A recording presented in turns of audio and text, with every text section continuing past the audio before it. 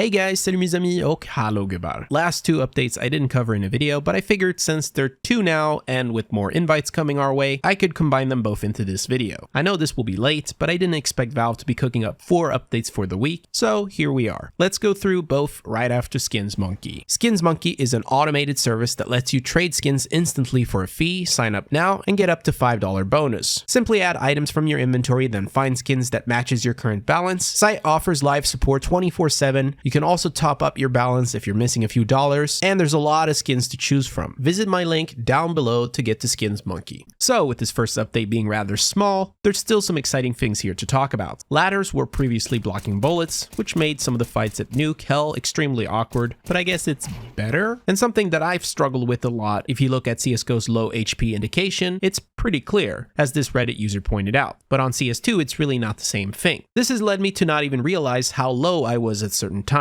Well, this update adjusted the glow slightly, as seen here from Gabe Follower. I mean, from this alone, it seems like a small difference, but looking at it in-game, you can clearly see, especially with only one digit, that it's a lot more clear now. Valve did mention Ancient getting various bug fixes and tweaks, but I wasn't able to find any to showcase. This might have been part of the tweaks, but you can no longer wallbang this wood unless you use something heavy like an AWP. From the recent update, Thor covered the layout changes on Ancient that I forgot to cover last time, and here they are. They didn't move the spawns, they simply updated the radar image. Down below, there are a couple various fixes, and they've mentioned various performance improvements, which normally doesn't mean much when it's released like this in the patch notes, at least from my past experience, but this time there's been a lot of reports on this actually making a difference, so that's really nice to see. Thor recently made a post about some of the performance changes, and it does seem to be the case where we see constant improvements on a per map basis. I mean, you shouldn't expect performance to be on par with CSGO because of its old engine, but we can definitely see that they're squeezing out as much performance as possible for CS2. So after this update, Valve sent out another wave of invites, and sure enough, even more friends on Steam have access. I'll provide the link below so you can also see which of your friends have the CS2 limited access. This next update is also small but still very interesting. We got a loadout slot for the cake now. Fun fact, back in the day, changing the name tag of the cake was not something you could just do. You had to literally modify a certain file in the game and go through it that way. But anyway, the loadout slot means that we're allowed to equip our name tagged cakes now. Also, just to note, since CS2 is still in beta, you can't actually change any items' names, so you'd have to go back to CSGO to do that first. I also haven't noticed it until now, but the loadout interface looks a little different. We also see some audio mix tweaks and adjustments, which I think is really needed for CS2 since it's harder to pinpoint footsteps and audio cues now. A great thread on Reddit by Zodom shows with a vector scope how the sounds in CS2 are just not as great and diverse as the ones in CSGO. So I guess this update wasn't it, but hopefully we'll get to that point soon. Now, I'm not sure about this one if this was ever released with this update for CS2, but Aquarius shows us the first image that I've seen at least for how the ranks are displayed for each map under the competitive mode. Since, if you remember, Valve has changed it so that your rank is now on a per map basis. This shows us how that looks. And another cool little detail from this update is that they fixed the cake from falling out of the world on B-Site Nuke, which was exactly what happened to me and what I showed you guys in my last video. Maybe Valve is watching?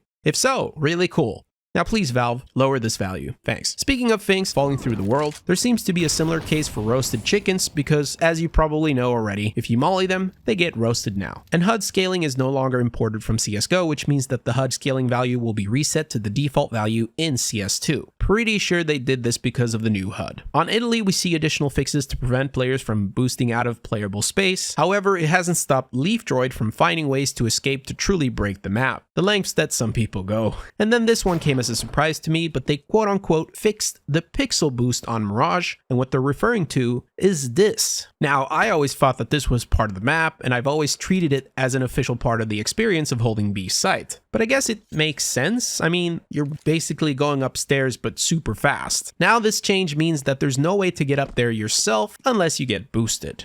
One of the biggest takeaways with all these updates coming so frequently is that with this speed and pace, a release in September is very possible. And Valve will still be able to follow its promise on releasing this summer, which ends September 22nd or 23rd from an astronomical point of view. I mean, I'm not convinced they'll make it in time, but I wouldn't be surprised if Valve keeps pushing out more and more updates this week to be able to release it as soon as possible. Since the start, I speculated that the release will be in October, and I still stand firm on that. But when do you guys think CS2 will be released? Let me know down below. Peace.